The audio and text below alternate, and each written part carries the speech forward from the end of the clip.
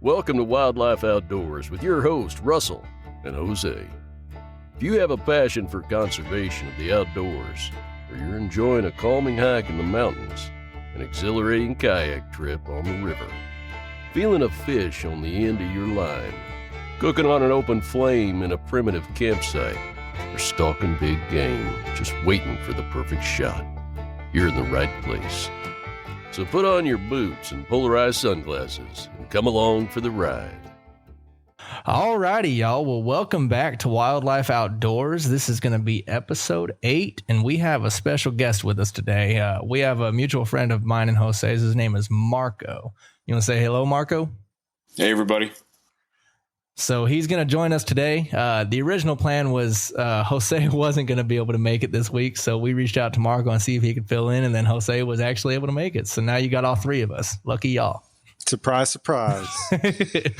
So I guess you can give a little description of yourself, Marco, and tell us what you're all about. So I live in the Central Texas area, Butte, Kyle, Hayes area. Been fishing not as long as I'd like, but been able to meet some of my best friends doing it. Spending time in the outdoors has been a big stress reliever. I wish I would have found it earlier. I mean, of course, I'm only 34, but I mean, I want to say I started fishing when I was 21. Didn't have an idea on what to do. Used to fish with a little bit of bait every once in a while, and slowly, worked my way into fly fishing and never looked back. I almost don't even conventional fish anymore. Not because I think it's, a more superior way of fishing, but I seem to enjoy the fly fishing a lot more. It's a lot more challenging, and I think it helps me. At least I feel it helps me challenge myself and get better at it, and kind of, in a way, helps me with life as well. Whenever I feel stressed out, I just think about a time that I caught a fish on the fly rod. I'm like, okay, maybe it's not a big deal, So, I get out as much as possible when I can. I do work crazy schedule now, but yeah, that's about it. Don't do much hunting or anything like that, so I wouldn't be able to offer any kind of information on any of that stuff, but I don't think we're going to talk about that today anyways, right? So probably not. No. Yeah. But I feel pretty much the same way about fly fishing. I don't think it's superior in any way. It's just kind of more of my preference. It's more challenging, therefore it's more rewarding. Definitely. So I agree. It's all right, guys. I can just say we're better. Come on. I was trying to hold back from that. we'll just go ahead and run with it. I'm just kidding. That's awesome. So you had mentioned that you said it's a stress reliever and stuff like that. So I definitely feel the same way, and I know Jose does too. I mean, with him being a PhD student and me being an engineer of trades, right. I mean, stress is just an everyday thing, and it's nice to get out on the water and kind of decompress. But it's funny that you talk about that, because I literally went and watched a movie yesterday that has to do with stress and PTSD and fly fishing, which is awesome. It's a movie called Mending the Line. I know that Honey Hole had recently talked about it. They had, I believe, the director on the show with them and did an interview. And so I was excited to see the movie prior to listening to their episode. And then I listened to it and I was even more excited. And so I went and saw it yesterday. And it is an amazing movie.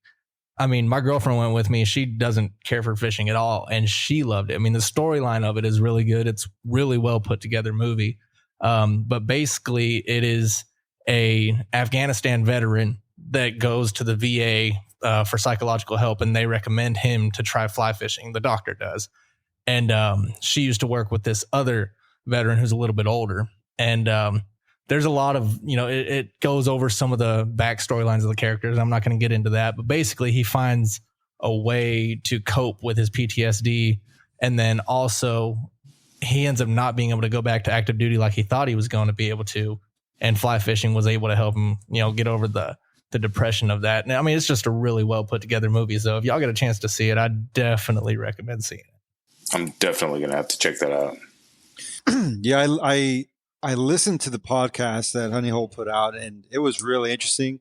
I found just all the back end stuff that no one would really think about, I guess, to be really fascinating. And I really want to check it out, dude. It's hard because I know we talked a little bit about it before we started the podcast, but where I live currently, there's not a theater showing it. So I'm going to have to try and find somewhere that does, or request, see if we can request a theater in the town I live in to show it.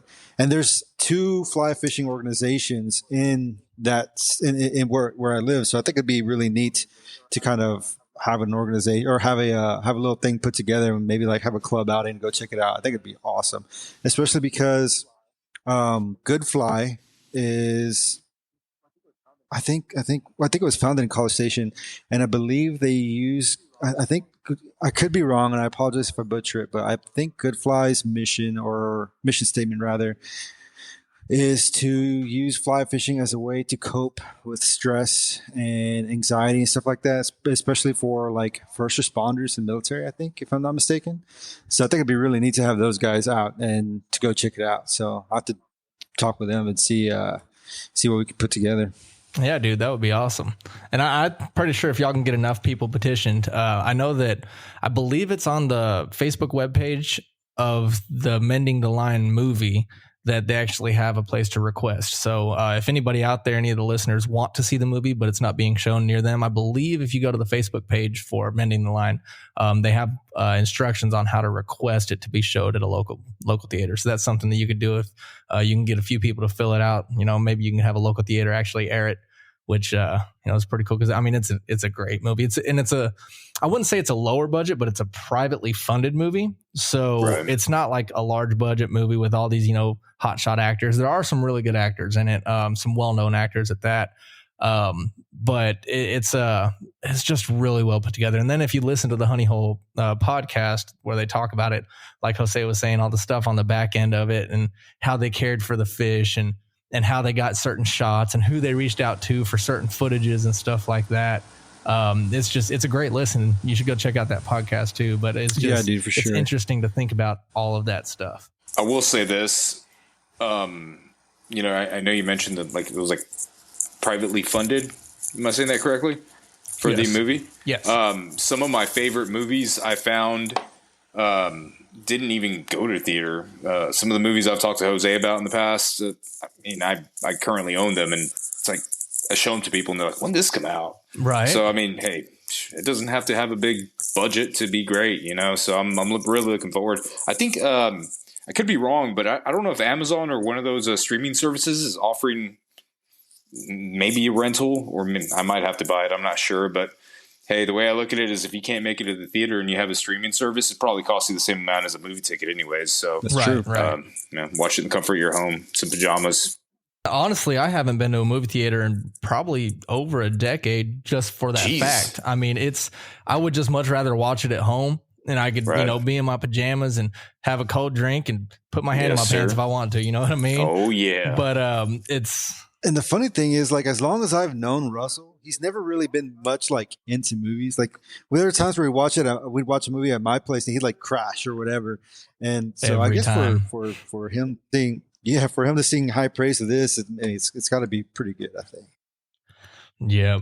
And so there's quite a few low budget movies that I've actually seen, that one of which, it's going to age me a little bit, but Blockbuster, whenever Blockbuster was open, there was a Blockbuster at the corner of Slaughter Lane and South First in Austin. Mm-hmm. And whenever it closed down, I went in there and got a bunch of movies because they were just pretty much clearing everything out, and movies were 28 cents each. And there was a movie that I'd come across. It come out in 2011. So it was a new movie around that time, and it's called Touchback. And it's a football movie, and it has Kurt Russell in it. And there's a few other not well-known but known actors in it, but Kurt Russell is the biggest one. And it's a movie based out of Ohio with this high school quarterback. Him and his best friend are quarterback and receiver. And they're both dating, the most popular girls in the school and whatever else. And in the playoffs, or I think it was the state championship, the quarterback, the main character, dove for a touchdown and broke his leg, jacked it up majorly, could never play football again, and ended up sticking in his hometown. He was ready to get out of the town. He did not want to live there. He felt like he'd outgrown it. And because he did that, he broke his leg and couldn't even really walk the rest of his life. He was hobbling around with a brace on, and obviously didn't go play football, but his best friend ended up making it to the NFL and ended up marrying the quarterback's girlfriend from high school. And so it was like this whole thing, and he just had so many regrets. Well, he's a soybean farmer, and a freeze comes before he could harvest, and he's already on the verge of losing the ranch and all sorts of stuff. He ended up marrying a girl that he didn't know existed, that he went to high school with, that was in the band. And he tried to commit suicide by the exhaust of his truck. And then when he came to, he was reliving everything back in high school. And so there's a little bit of comedy in it from, you know, he's telling the girl that didn't even know that he knew she existed back then not to do certain things, and she's like skinny dipping or something like that. And he's like treating her like she's his wife. And she's like, who is this guy? Like, he doesn't even know who I am. And so it's kind of funny. He's like telling her what. Well, he ends up getting a chance to relive everything and make the difference if he goes for the touchdown or not. And I'm not going to spoil the movie by telling the ending, but it is a great movie. And it was never a big budget, never in the theaters. And I got it for 28 cents at Blockbuster. So I definitely agree with that. It's a great movie. I think you showed me that movie, dude. It was really good. I totally forgot about that one. Man, do you remember like on a Friday night going to Blockbuster and renting movies or like renting a video game? Dude, it was awesome. Like it was like the best childhood right thing, dude. Or movie galleries. We have movie galleries in Kyle. Yep. Right there by downtown Kyle. Yep. Right there across from Four Way Auto where the CVS is now. That used to be the little Mexican restaurant, gas station, and movie gallery. Yep. Dude, I forgot about that. That was pre-street lights in Kyle. Yeah, no four-way stops or anything. Right. I remember when we got our first street light there across the highway from that intersection by the Dairy Queen. It was, there's some... I remember back in my wilder days, I was with a friend, and we were doing some things we shouldn't have been doing at night. And the only light in Kyle at that time was the one at Dairy Queen. And we'd stopped at the stoplight or the stop sign right there next to Four Way Auto. And he's just sitting there, my buddy is, and I'm just like, what are you doing? He's like, dude, I'm just waiting for it to turn red. I'm like, we're at a stop sign, dude. But he was looking at the stop light across the highway. Oh, some good times. Oh man. Yeah, Kyle's come a long way from then. Even the interstates, there were two-way. Oh, the frontage roads? Oh, dude, I hated that. There were that's what I meant, the frontage roads. Oh yeah, and then you get folks once they change them over, you know, from southbound being southbound only, northbound being northbound only. People every once in a while, you'd still get a spurt of people driving the wrong way. It's like, oh, they didn't get the memo. Yeah, I remember I did it a few times actually. Right there, where the Goodyear is, I turned left coming off of. It wasn't Lehman Road. Was it Lehman Road? What's that road that leads to like Steeplechase and all that? There's a road that comes off, but I would turn left off of it onto the frontage road, and I would realize cars are coming at me. Was it Go Forth? No, Go Forth was where I would end up turning. I don't remember the name of the road. I don't either. I know we lived over there. About, yeah, but I found myself doing it a few times, and I'd have to turn into where that car wash was, or I'd have to turn on to Go Forth for a car because I was like, oh crap, I'm driving the wrong way. So it's crazy how small towns change. Oh yeah. I don't know. I kind of miss small town Kyle, man. Oh, I definitely do. I mean, there's a lot more to do there now. I can't complain about that, but there's. I mean, San Marcos and Austin are so close. It's close enough, right? It's not much of a drive. It's not much of a drive. That's what my family and I would, before anything was built, we'd go to Austin or San Marcos for stuff. I mean, I don't know, man. It's changed so much. It's grown so freaking fast over the last few years. It's crazy. Yeah, it's changed a lot. Excuse me. It's changed a lot since last time I was there, or since I left 4 years ago. Dude, every time I come back, there's always like something new being built. It's wild how fast it's developing. Yeah. I mean, now it's like pretty much South Austin to Kyle. There's no land anymore. Like it used to be just all land, and where the hospital is used to be just tiny house on the hill. Old man would sell cars on his fence line. Dude, my dad bought a car from that dude once. Really? Yeah. Sometimes crazy. he'd pick me up from my grandma's and we'd stop, like he'd see the vehicles outside. We'd stop and look at them. I think he ended up buying one once. Crazy, man. Yeah, but now Bonton used to be downtown. Center. Oh, I know. we don't talk about Bonton, guys. So I had a coworker that he was a smart aleck, and there was another guy from Wimberley that used to have Bonton's Butcher's deer.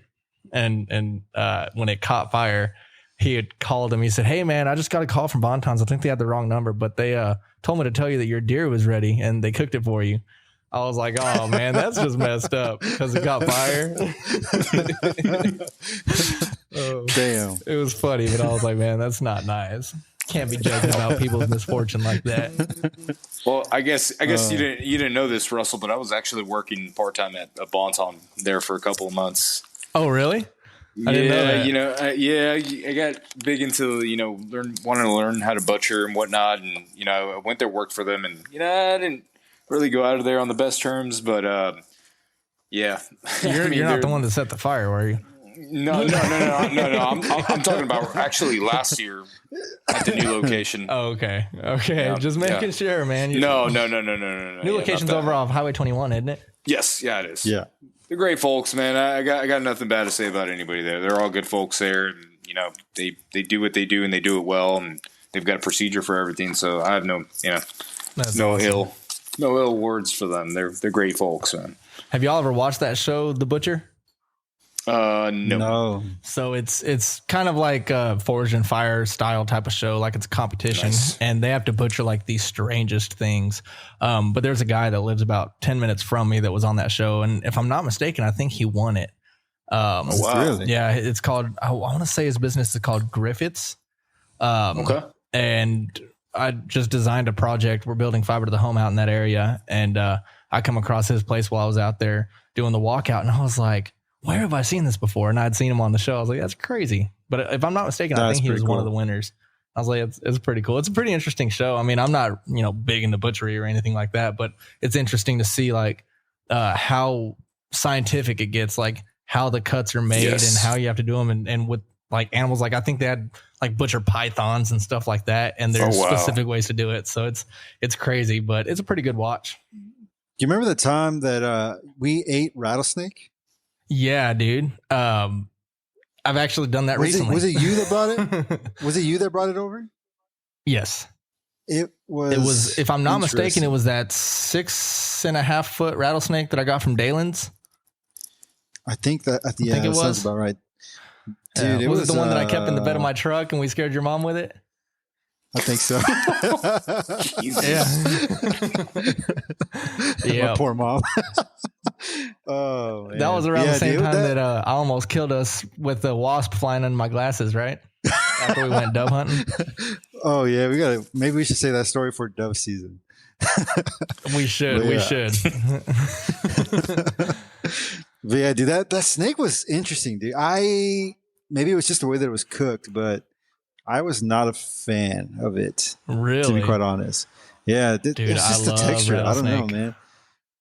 It's kind of rubbery, flaky-ish. It's like in between rubbery and flaky. It's almost like alligator. I love alligator.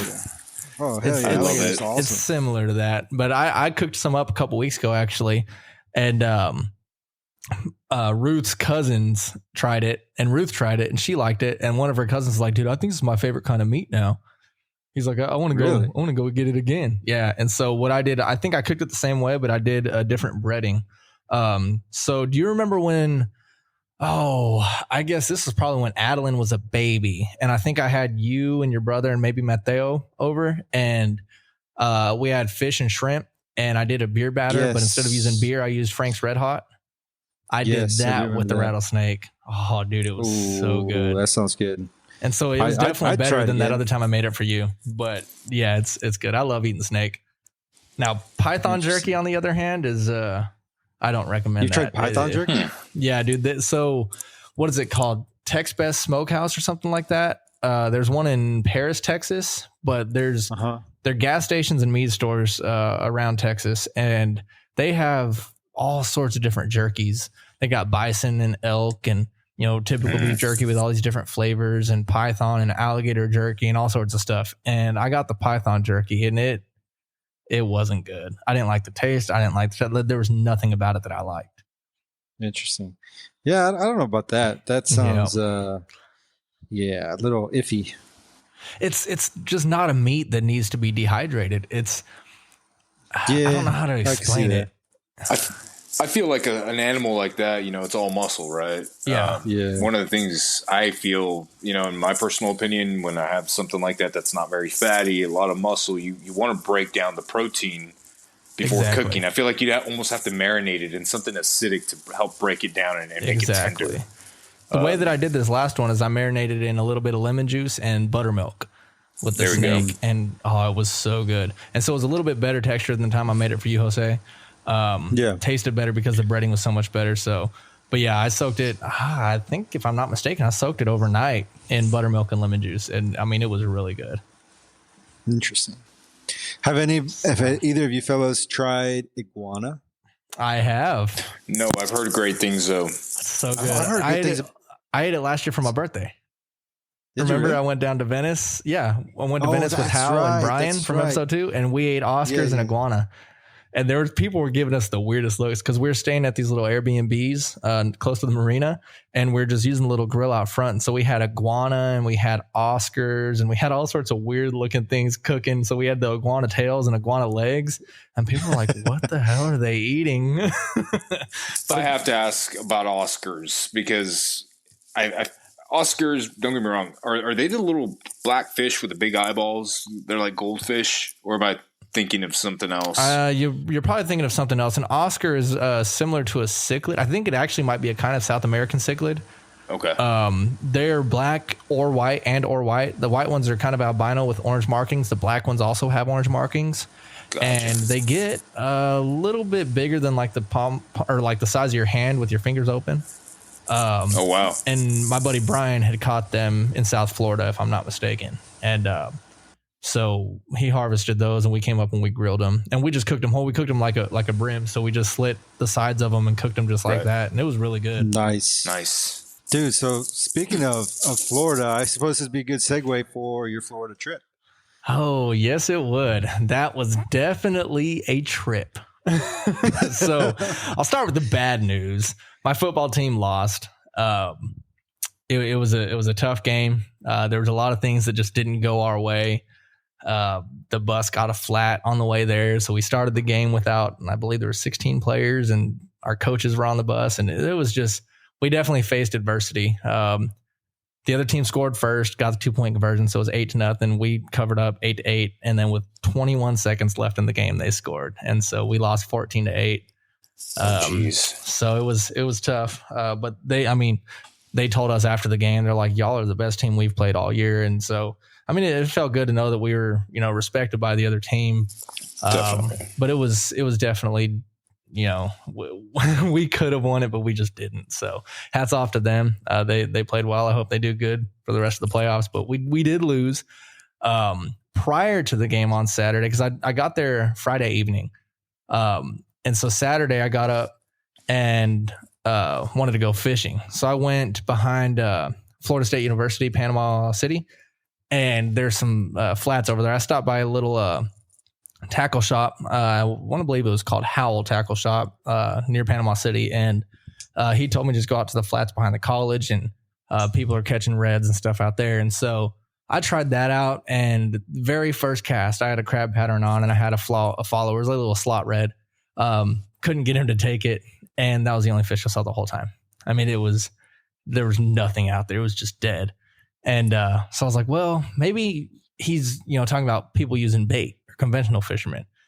So I was like, well, on my way to the game, because the game was in Defuniak Springs, I was staying in a town called Fountain, and I spent a lot of the day in Panama City.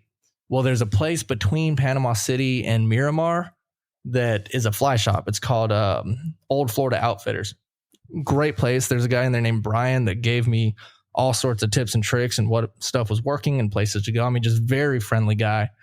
So if y'all are ever in the area, or if you're going to Destin or anything like that, it's not too far. I definitely recommend swinging in there. It's called Old Florida Outfitters. But went in there and talked to him, and he was telling me what flies are working and where people are catching fish at. And he said the beaches were on fire. So I was stoked. I said, okay. So I bought a bunch of flies, and I was going to head out Sunday morning to go fishing. So I think I got back to my Airbnb at probably, I don't know, maybe midnight, and then got up and I decided to go to Camp Helen State Park. over there in Florida. And so I went there, and then I just ended up going to the beach over by that, and was fishing for a good while. And I'd never surf fly fish before. Have either of y'all done that? I tried it in Mexico and it didn't work out too well, dude. In Montanillo. I've never tried it. It is brutal. And so he was saying that I needed to get out like towards the turquoise water. And so I walked out. I was probably, I don't know, maybe 150, 200 feet off the beach. And the troughs of the waves, there was like 3-4 foot swells. And the troughs of the waves were like between my hips and belly button. And the waves were coming up like towards my head. I mean, it was tough, and it was just beating me to death. And so just trying to time it between the waves and get my double haul to actually get it out there towards the turquoise water. I mean, it was tough. And so I'd fish for probably 30, 45 minutes, go back, take a break, drink a bottle of water, 15 minutes and go back out. Well, it was probably like my third or fourth time going back out to the water. And I hadn't even seen ladyfishes, like, cause normally you could see the ladyfish inside the waves and stuff. I hadn't even seen any of that. And then I see this shadow coming from my right, and it's probably, I don't know, maybe 25, 30 feet to my right and maybe 6 feet ahead of me running along the sandbar. And I was like, sweet, like this is my chance to catch a redfish. Like I'm super excited. And he said that sometime tarpon run through there. And I was like, maybe it's a tarpon. I was getting all hyped up, and I start, back casting. I get a couple false casts, and I look and I'm like, that's a shark. So I stopped and I take a couple steps back. I'm like, okay, I'm just going to let him mind his business. I'm going to mind mine. He's going to mind his. He's going to keep going. I'm going to get back to fishing. Well, it gets about 6 feet to my right, and it's about 6 feet out, and it charges me full speed, trying to bite me. And I had already had my fly rod. I was holding my fly rod closer to the butt section, just, so I had something in case it did. And I mean, I've never been so scared in my life. I've been through a lot of things, but it scared the hell out of me. And so I swung my fly rod at it under the water, the butt of my fly rod with the reel, and was like trying to, keep it away. And it charged at me, and then it kind of turned and went off. And I was like close to 200 feet off the beach. And so I went back and I sat there for 15 minutes. I made a little video and posted it on my Instagram and Facebook, but I was shaking. Oh my God. I'd never been so scared. And so I sat there and decompressed for a little bit and calmed down. And I didn't go any more than like 100 feet after that. I ended up going back out there. And so it chased me. And then I was like, well, I'm not going back out there. So I went about 100 feet out. Didn't really see anything. And then I came back and was taking a little break, so I was still getting beat to hell by the waves. And so I was walking back towards the beach, and I see a little cruiser. And I thought it was like a ladyfish or something. It was probably like maybe 2 feet long, 18 inches, 2 feet long.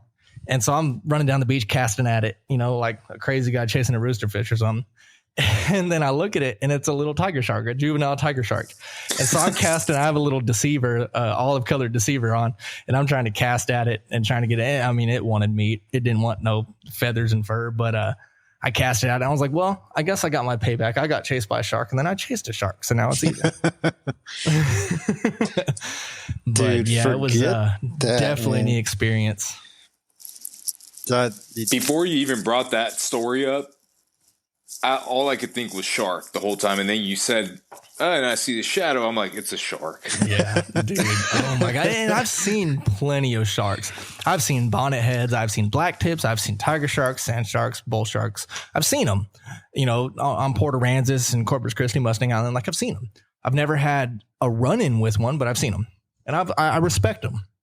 I wouldn't be against going and swimming with the sharks in a cage and doing the whole cage diving thing with the feeding frenzy. Like, I respect the animals. I don't want to deal with them, in close quarters, but I respect them, and they're interesting. I'm intrigued by them, but that scared the hell out of me. I don't blame you. Hell yeah, dude. That's freaking terrifying. Yeah. But I mean, it was a good trip. I didn't catch anything. It's the first time in God knows how long that I've been goose egged.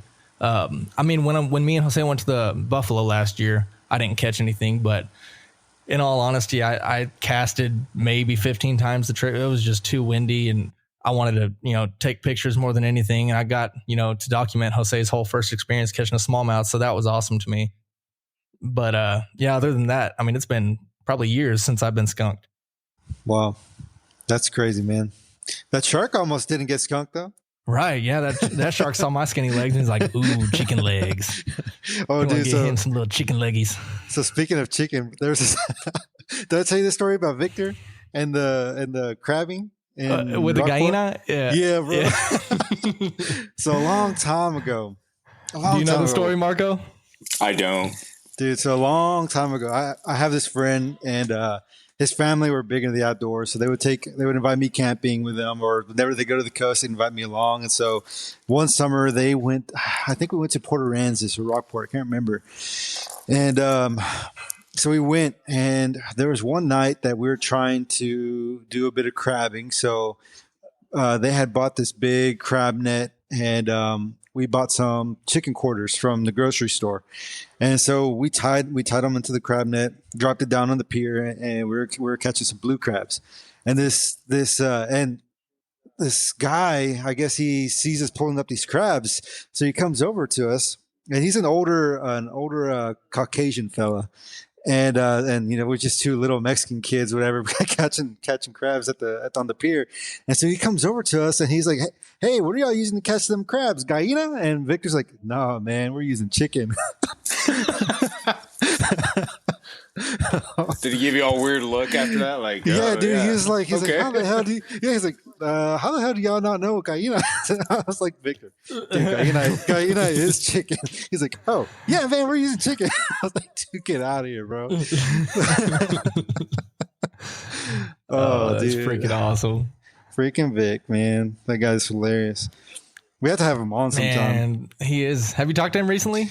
I have not in some time. But yeah, he and I we get him on the podcast. Dude, we got so many damn stories, man. We got a lot. Have you gents had shark? Dude, it's so good. I've had lemon pepper black tip. Yeah.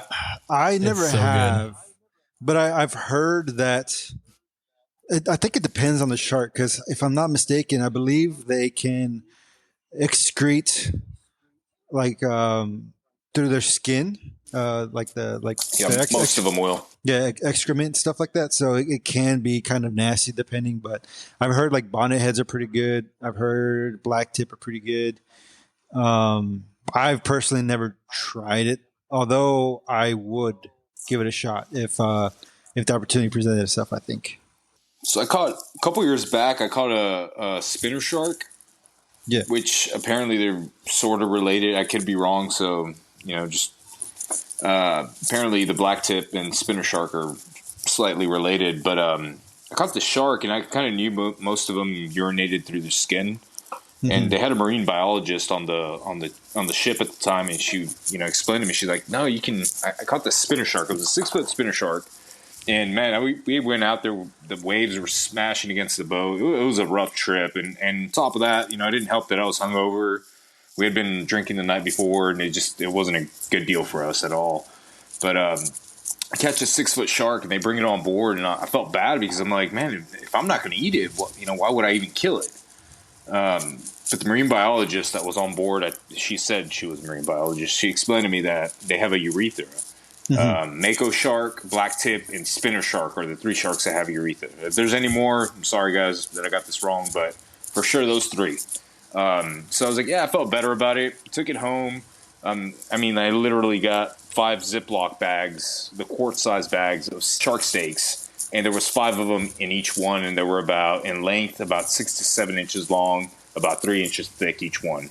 That's awesome. So for about a year and a half, we were serving out shark every time somebody would come over, different ways. I grilled them, pan-seared them, did a balsamic vinaigrette with them, and a whole bunch of other stuff. I think at that point I was just getting into, digging really hard into cooking. So I don't think I did a phenomenal job, which I kind of feel bad because I feel like I disrespected the shark by, cooking it and not cooking it the way if I would take that same shark right now, I think I could do a phenomenal job. But now I just kind of feel like I disrespected it. But you got to go through those learning curves, I guess. Oh yeah, right. But yeah, it was still it was good. I just think I could have done a better job. If you guys have ever had swordfish, it tasted similar to that. It was just a thick fillet, not flaky, just like steak-like. Yeah, it's kind of like tuna.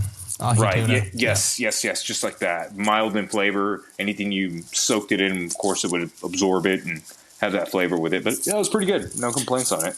Interesting, dude. I kind of want to try it now, man. But dude, we need Let's go catch one. Dude, I'm down. Let's go. Bro, have you ever seen the videos? I think in Florida with the spinner sharks, like how they jump out of the water and just like. Yes, they're acrobatic. Dude, it's wild. That would be freaking awesome to have one on the end of a fly line. Bro. Oh, yes. Dude, Makos too. Makos can soar. Yes. Dude, I love watching those videos of them catching Makos on 14-weight fly rods. Oh, yes. Dude, it would be awesome. It's amazing how acrobatic those fish are. They can straight up fly, dude. It's wild. Have you seen when they tie a fly for Mako sharks? Well, I saw one get tied one night before I started fly tying. I watched this guy just pack on red feathers on red feathers on red feathers on red feathers. Really? It was blood red. That's awesome. I remember watching it and being like almost in a trance. I was like, wow, man, this is amazing. I could do this. And of course, I've never tied anything like that. But yeah, it'd be awesome to go chase Mako sharks on the fly rod, man. I can't imagine, the drag system you'd need to keep one of those on. Oh, man. Right. You definitely need something major. Yeah. That would be freaking awesome, though. That's one thing is I want to catch a shark, obviously. I would love to catch a marlin on a fly rod. Tarpon is obviously on there.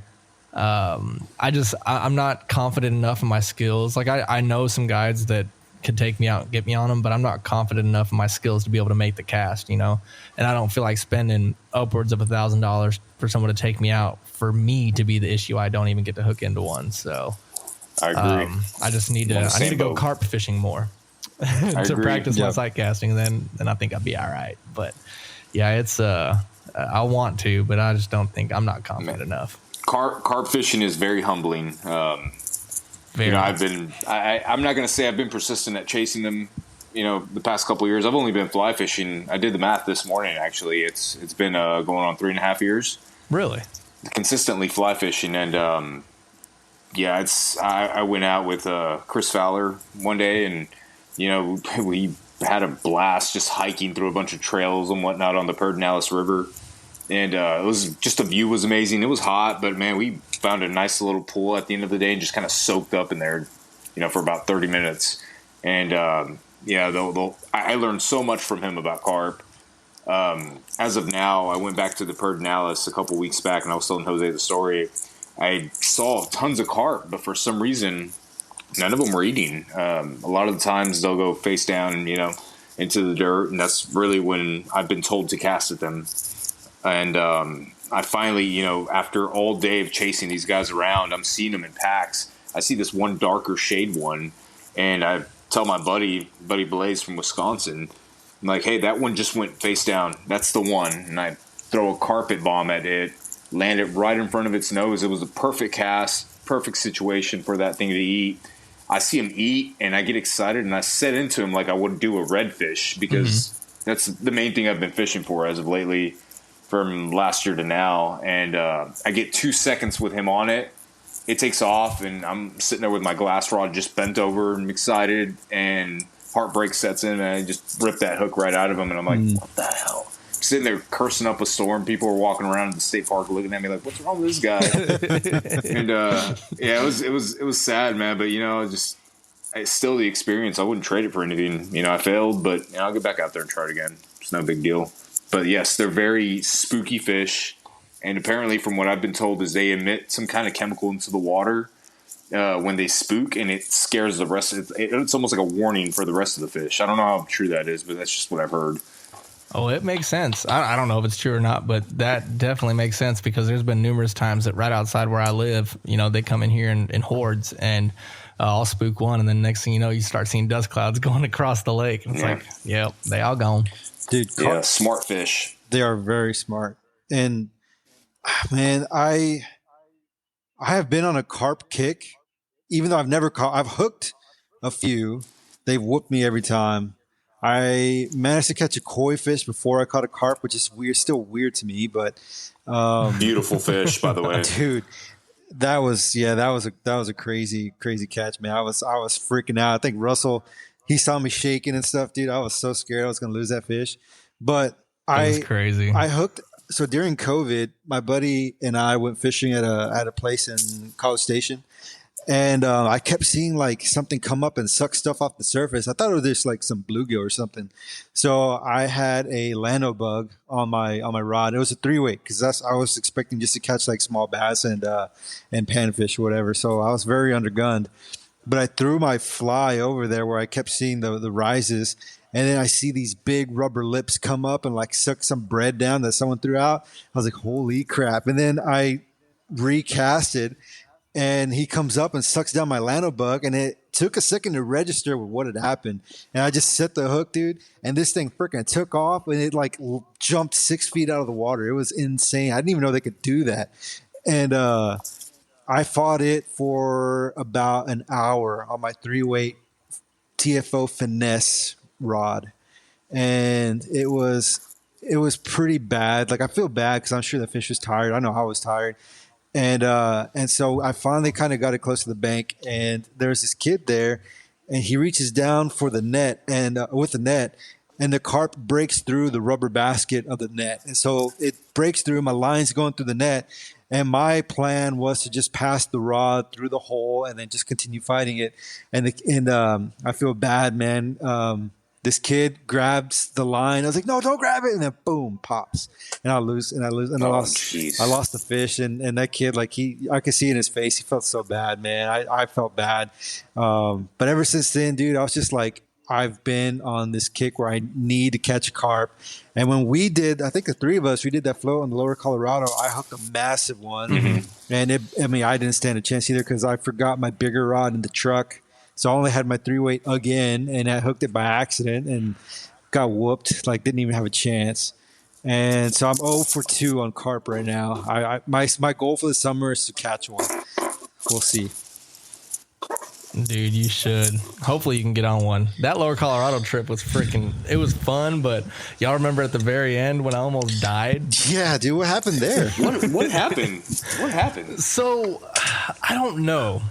The current took me into that log jam in those trees, and I couldn't get out of it. Like, I got sucked into it, and I don't know what got stuck, but something on my kayak got stuck.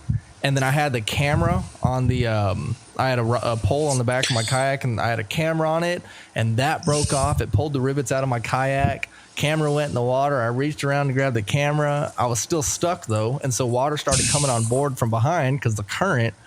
And somehow I was able to break free.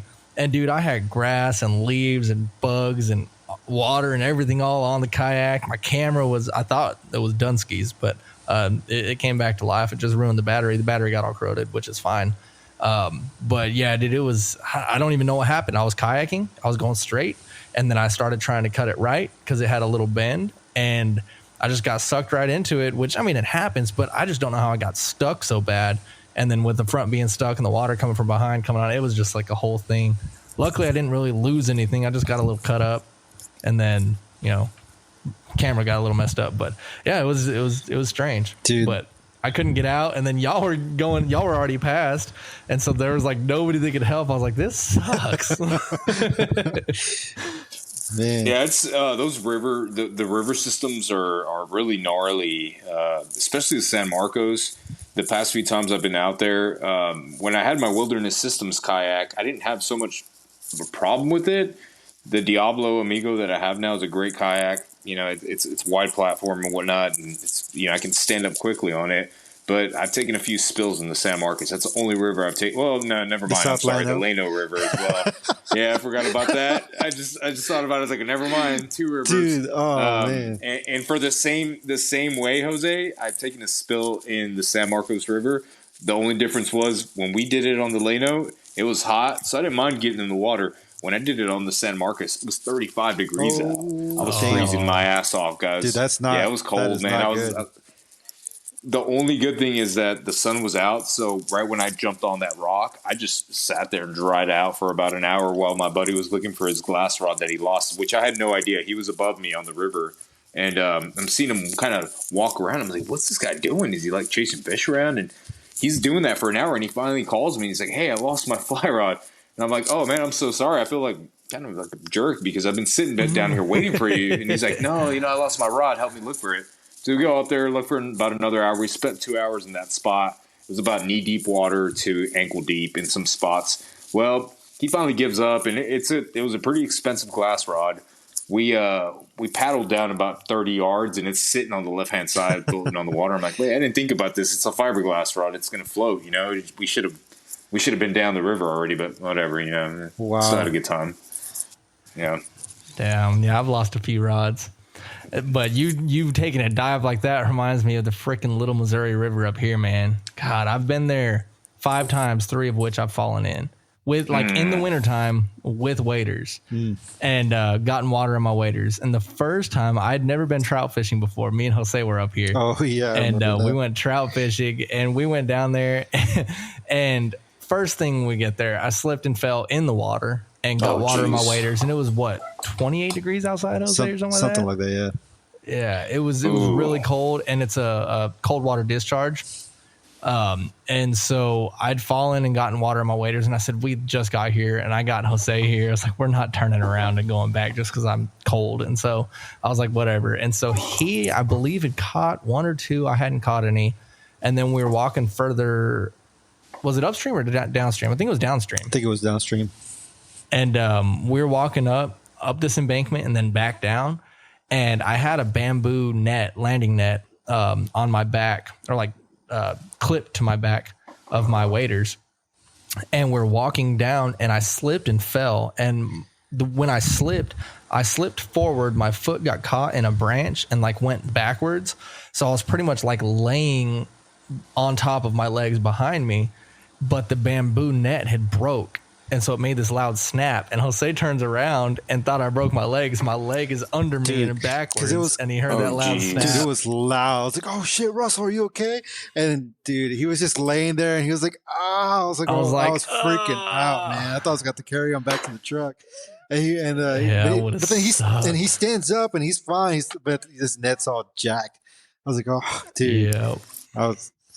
And then what hurt was the net had broken and stabbed me in my side, but I didn't know at that time. I just knew that my ribs were hurting. I was like, I'm okay. Well, then we go down and I finally hooked my first trout. Never hooked a trout before. Hooked my first trout, go to grab my net to land it, and my net's flopping and broke. I was like, and then I didn't even get to touch the fish. It came off right when I brought it. I grabbed the leader and brought it up, and it came off the hook. And I was like, man, I didn't even get to get a picture of the first trout I've ever caught. Dude, that sucks. But that was the first time. And then the next 2 times. So back then I just had cheap rubber waders with the boots attached. Right. Boot foots. And then I decided after that I wanted to get some stocking waders with some wading boots. And so I did that, and they were brand new corkers with felt bottoms, because I heard felt bottoms give you better traction on that type of substrate, and slipped and fell in the water again. And I was like, okay, so I avoided going there for the rest of the year. The next year I said, I'm going to give the Little Mo one more chance. I go, and I didn't fall in. I was like, sweet. So then I went again a couple months later, and I fell in again. And then I've been one time since and haven't fallen in. But I was like, what is up with me in this river? I've never fallen anywhere else, and I've spent a lot of time on the Washita, on the Caddo. I've gone to the Little Red, the White. I've never fallen in, but it's always the Little Missouri that I fall into. Have you caught a lot of fish there? A decent amount. They're all stalker rainbows, but nothing big, nothing exciting. But if I just want to catch a fish, I don't care, how big it is, then I'll go there and catch those little mini stalker rainbows out there. They're fun. Mm-hmm. Well, you and I have that in common. I caught my first trout on the fly rod with Jose, I believe. On the or quad? Was it on the quad? Yes. I may be wrong about that. I'll have to go back and look at it. It's been so long, but I think my dad and I went up to Oklahoma over in Beaver Dam, and I might have caught that before I went to the quad with Jose. But I don't know. I could be wrong. I want to go fish in Oklahoma. I was actually talking to a guy down in Florida.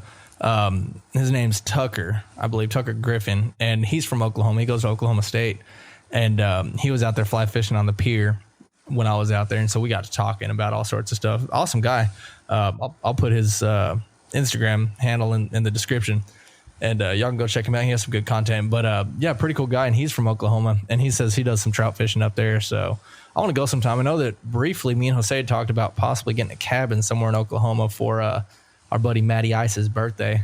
Wasn't that what it was? I think it was my or it was for something. It was my birthday. I wanted to go to Oklahoma to go fishing. Okay. But that didn't happen. I think we ended up going to New Mexico instead. That's right. I forgot about that. Forgot that's when it was. So yeah, but I still have that thing. I was like, I still want to go check it out. I do too. Yeah, dude. I want to go to Oklahoma too, man. I think I'd rather go to Florida before Oklahoma, honestly. Oh, for sure. I want to go to South Florida though. Go get on some peacocks or some tarpon, even if it's juvenile tarpon. Dude, get on some tarpon. I mean, in the canals, man, we can catch those juvie tarpon.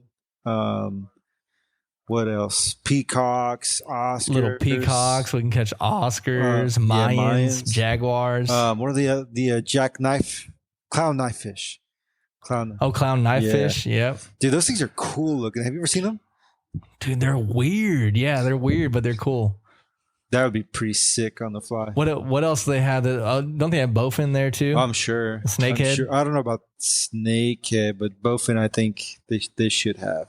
That would be fun. It'd be a lot of fun. I want to catch some weird fish like that. Dude, there's a guy on YouTube. I think his name is Eric Estrada. He's he's an artist. I don't think he's a tattoo artist, but I think he's just an artist. And but he's also a fly fisherman, and he fishes around Florida. Dude catches like he has some pretty cool videos of catching like juvenile tarpon on a 5-weight.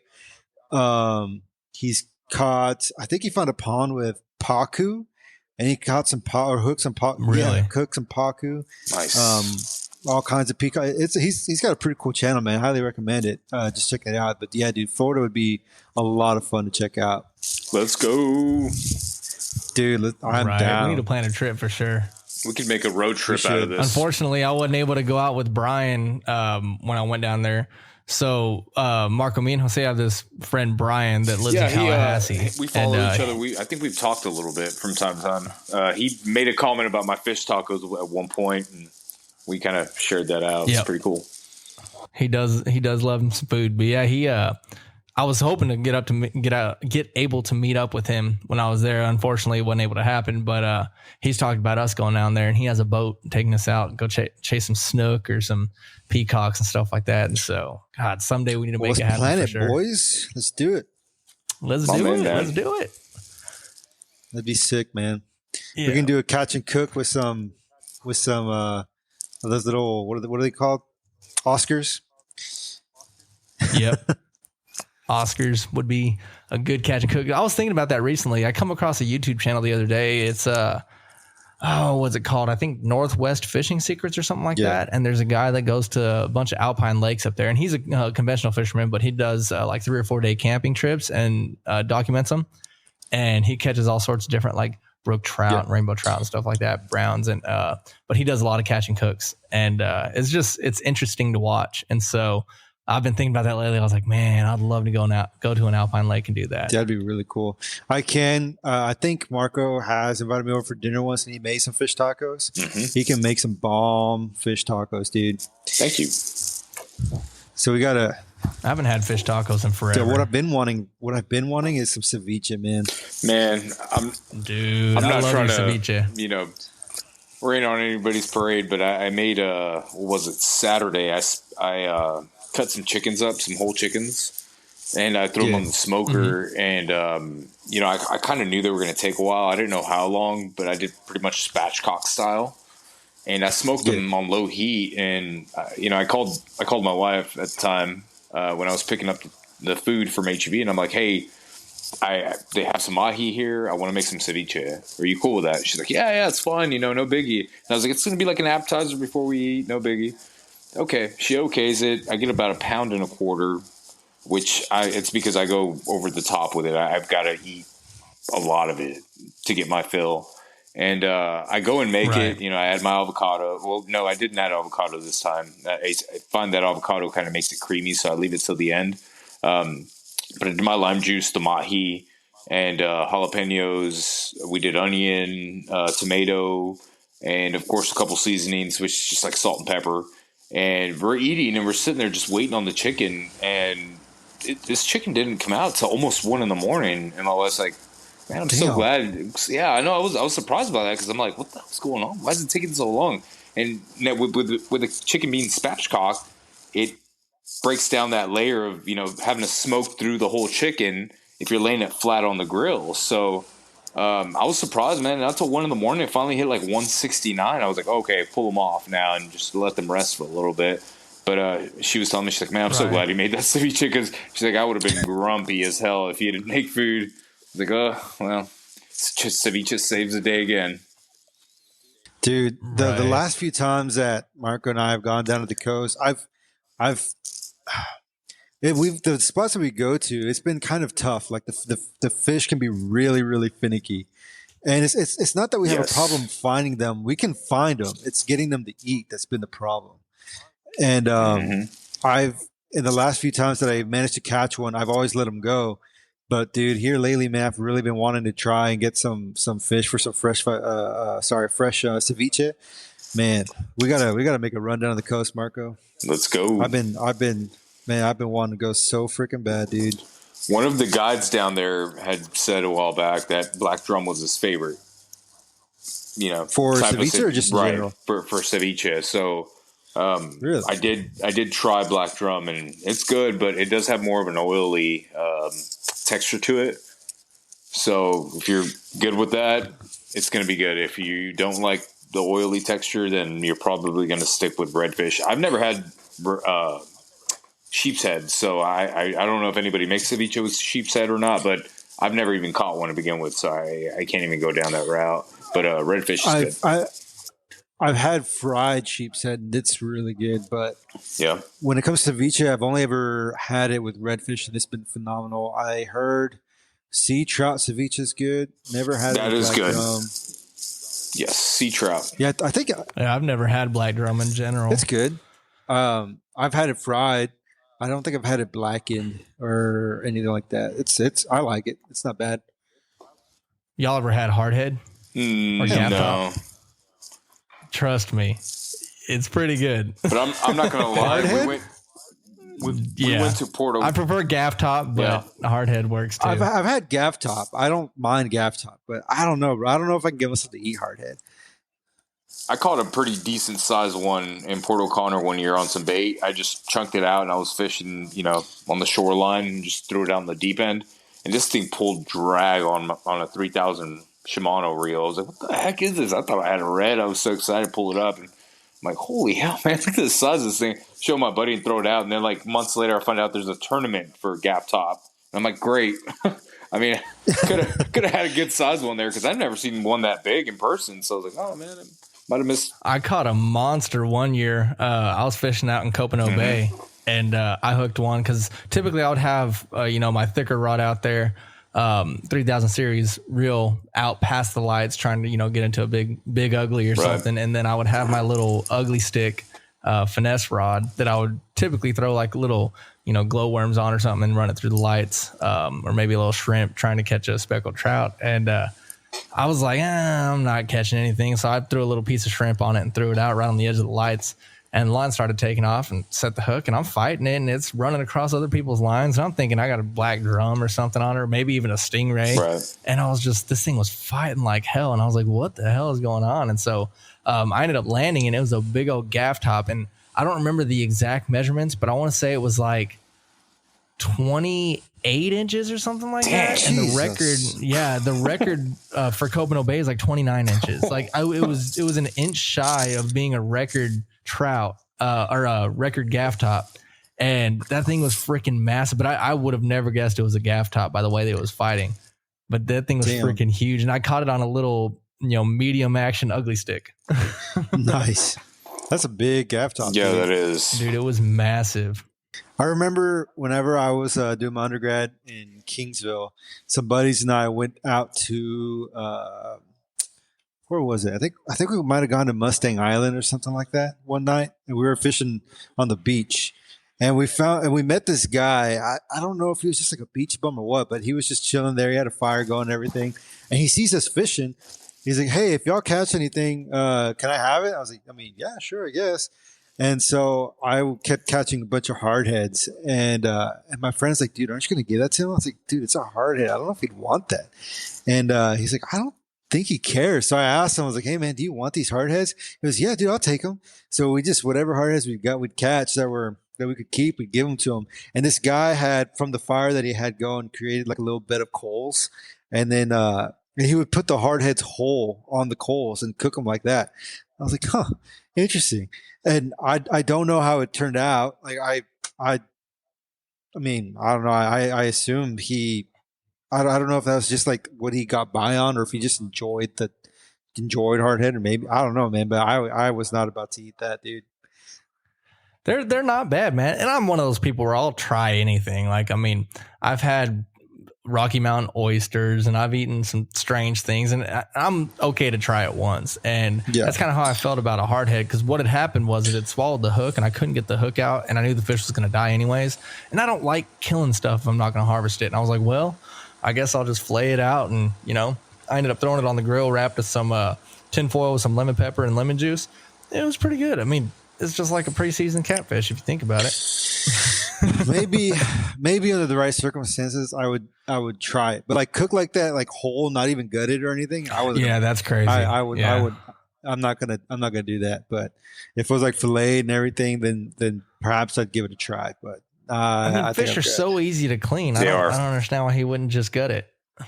I don't know, man. Not my place to ask. I was like, all right, dude, here, take it if you want it. There's a book that talks about, I forgot the title of it, but it's pretty much telling you how to use the whole fish, and it's a book that I've been wanting to read for a while now, and I just, kind of forget that it's there and never take the time to go and look for it. But it's a book that I really want to pick up and actually get into. And, when we pick up fishing again at the coast, trying to utilize the whole fish instead of scrapping it. A lot of the times, the fish throats for the longest time on the reds, I was throwing them out. And then, somebody tells me, they're like, oh, that's the best part. And they weren't lying. I took them off one day, and Denise and I baked them in some butter and seasonings. And that really is what they call, some people have called the poor man's lobster. It's good stuff. Really? Yeah, it was weird. I don't know how many reds that I caught that I chunked out. Not saying that I've caught so many, right? But the ones that I have caught, I mean, there's a few that I just chunked out, just after filleting. So, dude, that reminds me of so have you ever had redfish or even black drum, like the ribs? I don't think so, dude. I haven't. So they, on like the bigger fish, they can get pretty meaty. They're pretty damn good, man. So another story. So when, again in Kingsville, we'd go fishing in Baffin Bay sometimes, and during I don't remember what time of year it was, but there'd be like the black drum would start running into Baffin Bay, and if you go at the right time, dude, you can slay them off the pier. So me and my buddies, that's what we would do. And when we were out there one day, there was this one guy. He was kind of drunk, and I don't know why, man, but he just starts talking to me, and apparently he and his girl at the time were going through some shit. And so he was just like venting to me. I was just trying to be nice and like listen, whatever. It was kind of weird, but he knew his stuff when it came to fishing and everything. And at this point, I hadn't done a lot of like saltwater fishing. But we caught some black drum, and I was like, hey man, like, do you have a recommended way of like how to fillet these fish? And he goes, yeah, man. He goes, come by. I forget what the place is called, like the Elks Lodge or something like that. He said, come by the Elks Lodge tomorrow, man. I'll show you how to clean them. I was like, cool. And he gave me his number and everything. So we kept the fish on ice. We just gutted them and we kept them on ice. And then we meet up with them the next day. And dude, we walk in there and everyone is like plastered at like noon. And my friends and I were like, what the hell? Where are we right now? And this guy was like in the back doing something, whatever. And he told us to call him Captain Pumbaa. That's what he told us to call him, right? And so he shows us how to fillet these fish. And I still actually use this method whenever I do, because I found that I get the most meat doing it this way. And when you do, like after you fillet, you kind of like put your hand in between like the spine of the fish and where the ribs are, and you can break the ribs free from the rest of the body. And so you'll have like the fillet, and then you'll have the ribs. So you can cut out the ribs from the fillet, and then you can just like just remove the skin or whatever, descale them. or just fillet that like the skin part from the meat. But dude, it is really good, like smoked or whatever, or barbecued. I've barbecued them. I've wrapped them, like I've seasoned them, put them in butter, wrapped them in foil, and like threw them on the grill. Dude, so good, man. We're gonna have to try that method next time, man. Bro, I'll show you how to do it, dude. That sounds amazing. It's really good, and it's crazy, man. Because like I filleted fish for other people, and I'm like, do y'all want the ribs? They're like, no. I was like, for real? So I'll just take them, man. Like I was like, if you don't want them, I'll take them, whatever. But so this guy, Captain Pumbaa, and after he showed us how to fillet these fish, he's like, hey man, next time y'all go to the pier, let me know. I'll meet you out there. I was like, cool. So we're getting ready. This is like maybe a couple weeks after the fact. We're getting ready to go fishing again, and I was like, he helped us out. I'm gonna reach out to him, see if he wants to meet us out there. So, dude, I call the number that he gave me. This is the number that because he also took pictures of the fish and sent them to us. So I know for a fact that that's his number. And so I call it, and this woman answers. And she's like, "Hello." I was like, "Yeah." I didn't even know his name. He literally just told us to call him Captain Pumbaa. I was like, "Is Captain Pumbaa there?" And she's like, "I'm sorry, we don't have anybody here by that name." But then she's like, "So what are you into?" And I was like, "What do you mean? What am I into?" She's like, "Yeah, like, are you into like men on men? Priest on none?" I was like, I was like, "What?" She was, "Yeah, like, she's like, yeah, just tell me what you're into. We probably have a plan, like for $50 a month." And she starts going like rattling this stuff off. I was like, "Ma'am, I think I have the wrong number." She goes, "No, I don't think you do." I was like, "No, I'm pretty sure I do." So I hung up, dude. I was like, "What the hell was that about?" So I'm looking at my phone. And like I looked at the text message, and it's all the same. It's supposed to be Captain Poop, and I'm like, dude, what the? And I just started walking to my truck so we can go, and then my phone starts ringing, and it says it's Captain Poop, and I was like, oh shit! And I was like, do I answer? Do I not answer? So I decided to answer, and he's like, hey Jose, how's it going, man? I was like, it's going all right, man. And he goes, yeah, dude, I just heard that you were looking for me. I was like, yeah, just we're gonna go fishing and see if you want to go. He's like, nah, man, I can't. I got some stuff going on tonight, but I appreciate it. I was like, all right, cool, no problem. And after that, I was like, dude, I wonder if Captain Puma is just like his alias. Like, I wonder what kind of shit that dude does.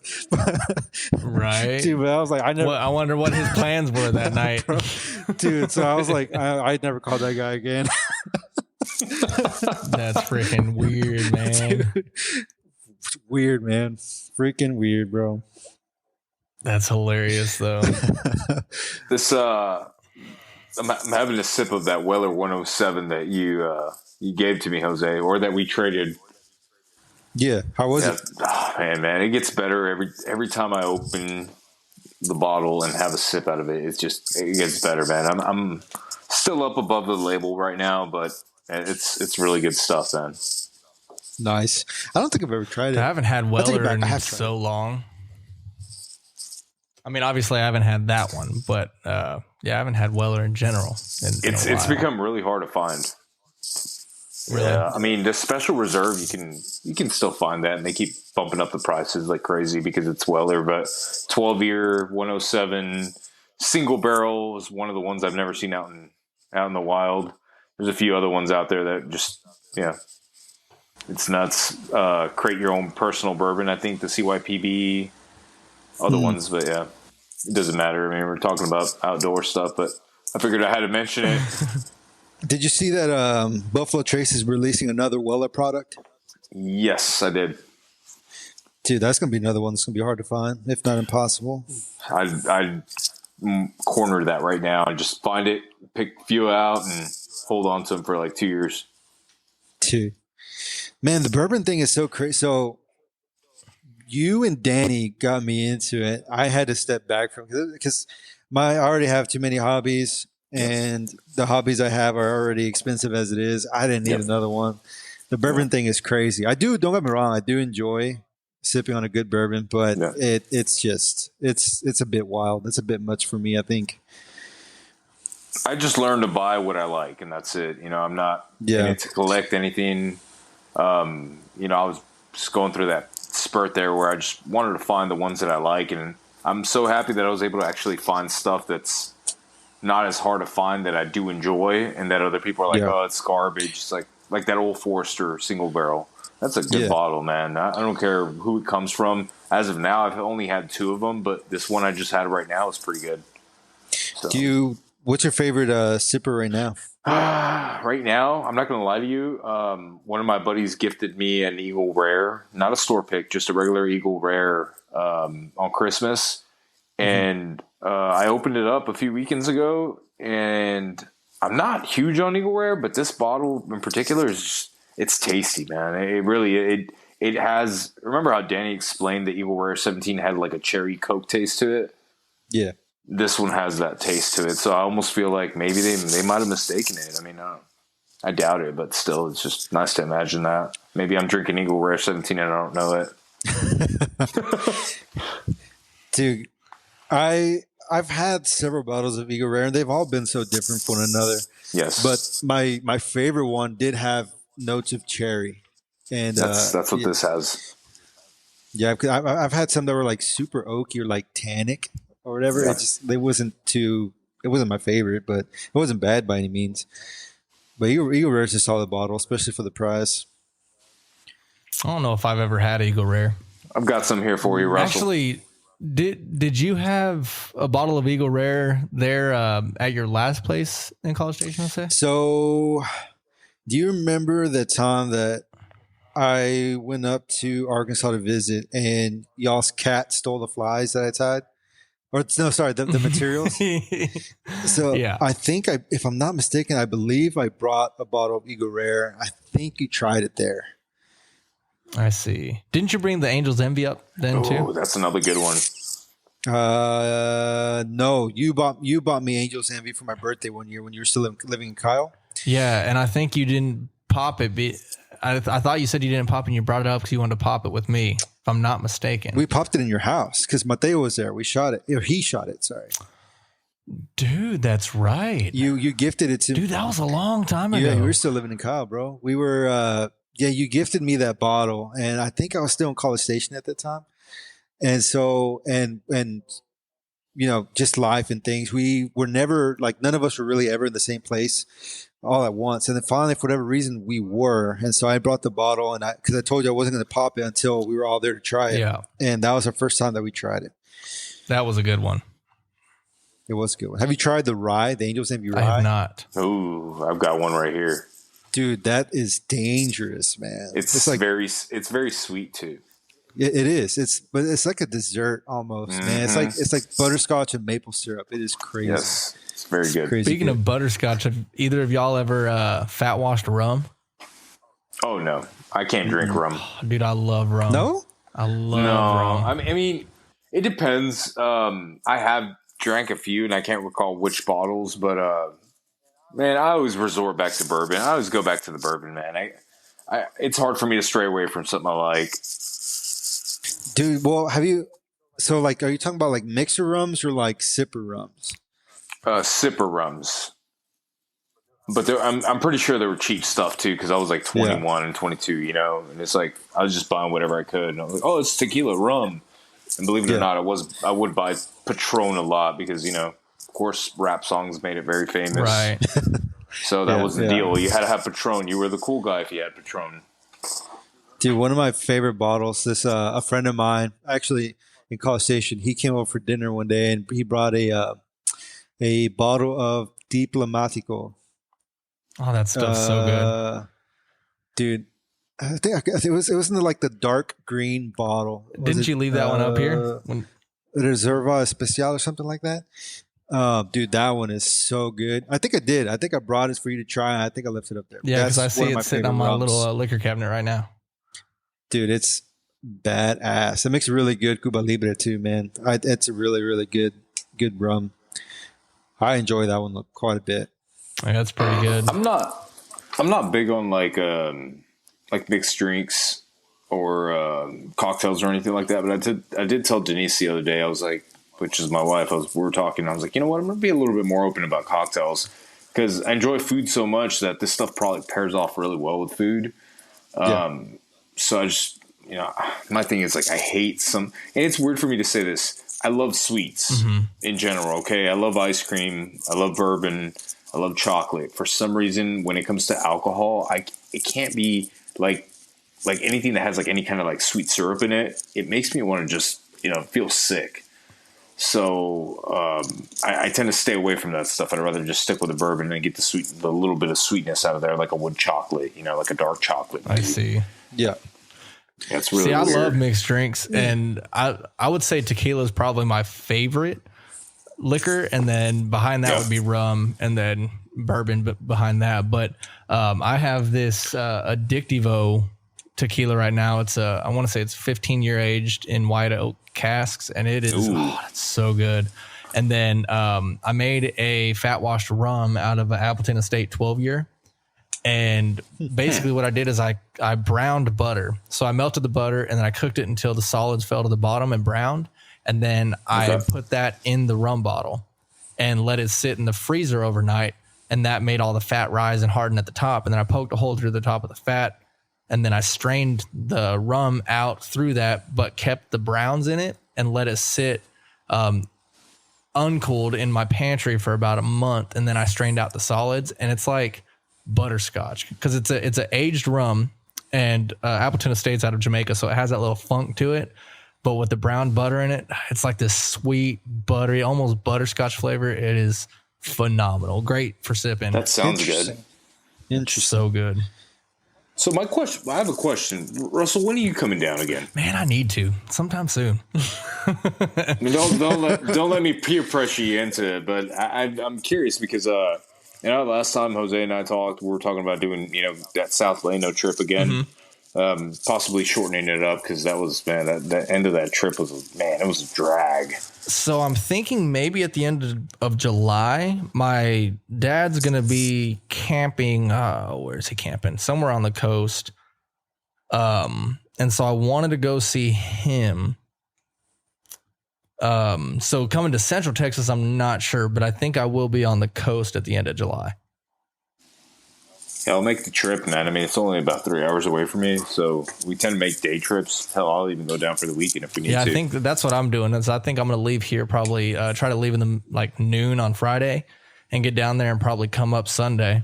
So I'll be there for a couple days. And once I get out that all squared away, I'll let y'all know. Maybe we could all get together and camp out, do some fishing.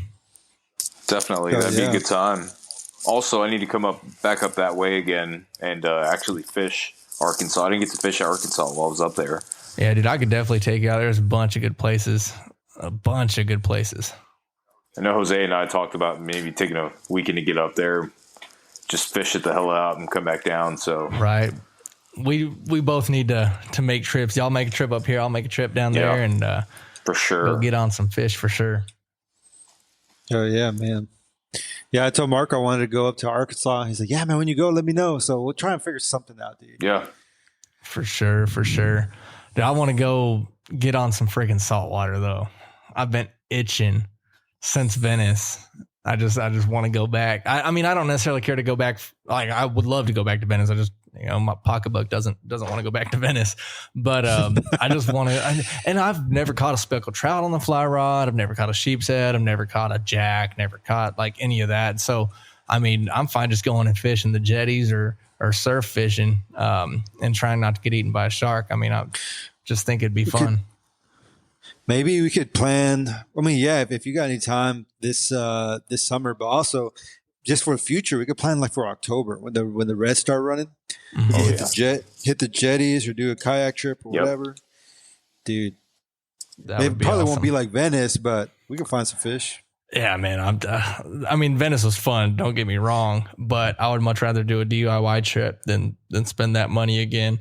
That's kind of a probably once every 5 years type of trip for me. I think I'm trying to think. That last time we were down at that one spot that we fished, Jose, remember? Were you with us? Yeah, you were with us because even Kyle. It was you, Kyle, Danny. And then my buddy Danny, the one I bought the Indian River canoe from a couple years back. No, I wasn't there for that trip. You weren't? I thought you were there with us. No?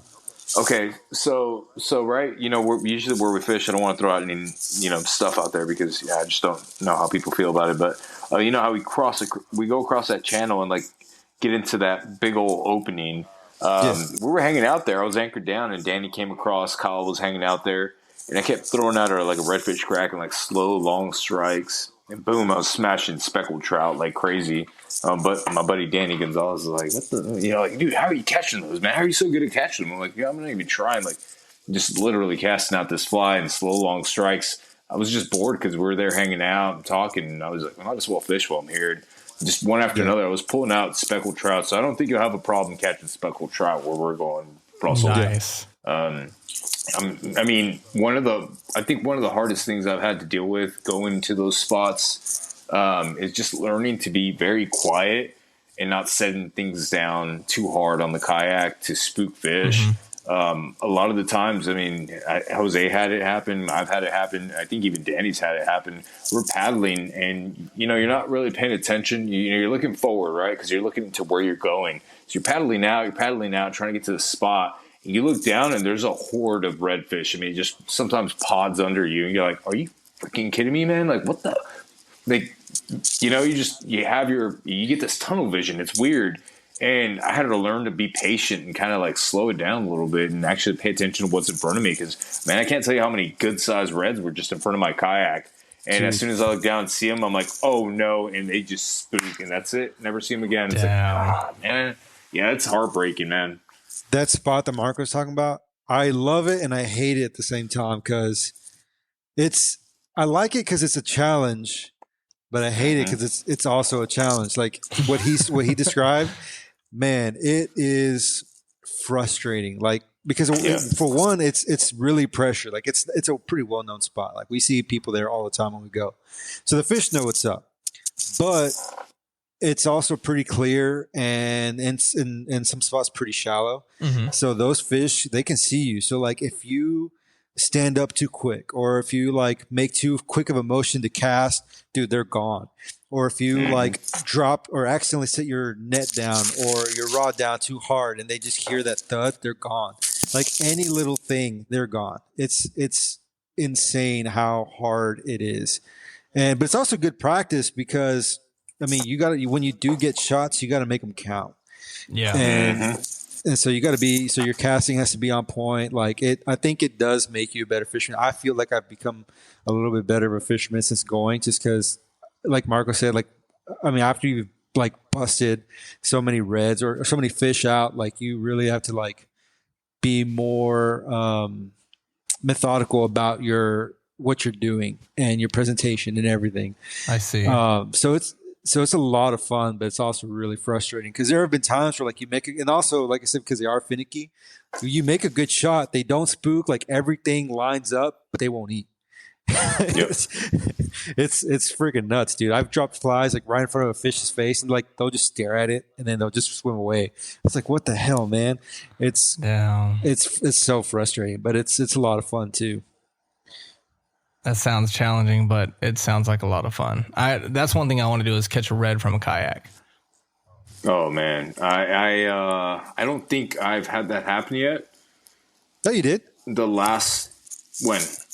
I mean, I've caught some small reds, no slot size reds. The last red I caught it on the Gnu, and that was with Josh. He was pulling me around, and I just happened to look over on the right and seen this red was tucked away, waiting for something to come by, and I'm like, oh, that's my shot, and I literally just swung the fly over. I didn't even cast at him. I just swung it over in a loop, landed right in front of him, and he smashed it and took off with it. I was like, oh, this was easy. This was the easiest fish I've ever caught. It was easier than going after a sunfish. It was weird. Felt kind of disappointed because like, man, I didn't really grind it out for that fish. But hey, man, a fish is a fish, so no complaints. Right. That's freaking awesome, though. We'll plan a trip, dude. Yeah, please. Let's do this because, we need to do it. We do for sure. Maybe hit up some breweries or distilleries along the way. Come on, man. Yes, sir. Actually, didn't we all went to a brewery last time I was in Austin, didn't we? Pine House. Pine House. Yep. That place is awesome. It was a good time. It was, man. Bro, yes. Food's amazing, too. Yes, it is. So, well, we're coming up on an hour and a half, fellas. So, wow. Yeah, I mean, time flies when you're having fun. So I guess we're gonna definitely get ready to call Sorry. it. Sorry, we kind of missed out on the Father's Day talk. No, Russell. Probably what I'll do is I'll probably just do a pre-roll announcement, kind of like I did on the last episode. I just did a pre-roll for the free fishing weekend. I'll probably just do that on this one. There really wasn't too much to talk about on that anyways. It's just more announcing that it is that day. So I'll probably just do a pre-roll on it, so it's not a big deal at all. Don't forget, guys, get your dads some fly gear. They might like it. Right? Fly gear or anything to do with outdoors. Or some whiskey. That's whiskey. I'm not a father, but honestly, man, if I had a kid and he bought me whiskey, I'd be more than ecstatic. So, Right. I wonder what my kids are going to get me for Father's Day. My oldest is probably going to be like, Dad, can you give me some money so I can buy you something? But it's all right, man. You'll miss it later. You'll say, "Damn." Yeah. Right. So one thing. Honey Hole hates trash. Yes, Honey Hole hates trash. So that is one thing that we mentioned briefly on the previous episode, that we are going to be partnering with them. I believe, if I'm not mistaken, our sponsor is going to be for the fourth quarter of the year, maybe starting in October. But just because we're talking about it now doesn't mean that you can't pick up your trash and do your due diligence right now. If y'all head out and y'all are doing anything, hiking, walking your dogs, fishing, hunting, anything like that, if you see some trash, just pick it up, stick it in your pocket, throw it in the trash can when you can. But yeah, coming at the end of the year, we are going to be working with them as one of the sponsors, and we're going to be probably tying up some flies, maybe getting some prints, and having stuff ready for raffle. So Remote Designs also throwing in some stuff too. Yep. And also, so actually, did you listen to Honey Hole's most recent episode, Russell? Which one? Which one was that one? I think it was where they were just kind of. I don't remember. I think it was released this week or last week. I can't remember. But anyways, so I think as of right now they have a guided carp trip that has been donated as one of the prizes. They have some fly tying kits donated by, I think it was Kevin Hutchinson. I could be wrong. If I am, I apologize. But there's some pretty neat stuff in the works for this thing. And if you're interested, I think anybody can do it. Doesn't matter where you are, if I'm not mistaken. But you can find all the information on their website. And then I could be wrong. If I am, I apologize. But yeah, really, really cool. Definitely worth checking out. There's going to be some really cool prizes. And also, they gave us a little shout out. So appreciate it, fellas. We're looking forward to helping out in any way we can. So yeah, Honey Hole hates trash. I have not heard that episode. It was actually released yesterday. Yes. And so the title of the episode is Some Good Old Fashioned BS, which sounds like a lot of what our podcast is. But it's their 144th episode. And it was released yesterday, which was the 13th of June. So I haven't listened to it yet. I need to go listen to it. I heard it on the way into town today. So again, thank y'all for the shout out. Like I said, any way we can help, we'll be more than happy to. But yeah, guys, check it out. Check out the Honey Hole Hates Trash, and let's keep our waterways clean, and why not get some cool stuff, or have a chance to get some cool stuff while we're at it. So go ahead and check that out. Right. It doesn't cost anything to pick up, wherever you're at. I'm going to be the first one to say that I'm guilty of it.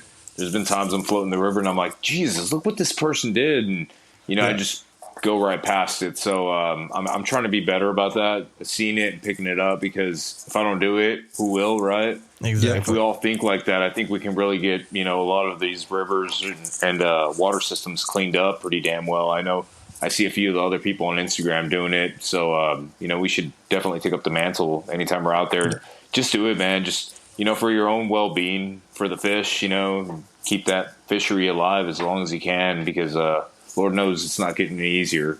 Exactly. So, and there's a lot of spots that I go to, fishing creeks and whatnot, where people go down there in the summertime and have their little get-togethers. And I have a Remote Designs backpack that I take everywhere when I'm out there fishing and hiking and stuff. Yes. And it holds, I have 2 big fly boxes in there, a couple, small fly boxes. I still have plenty of room. And there's been numerous times that I'm picking up beer cans and chip bags and whatever else and just throwing it in there and hiking it back. And when I get home, I'll just throw it in the trash.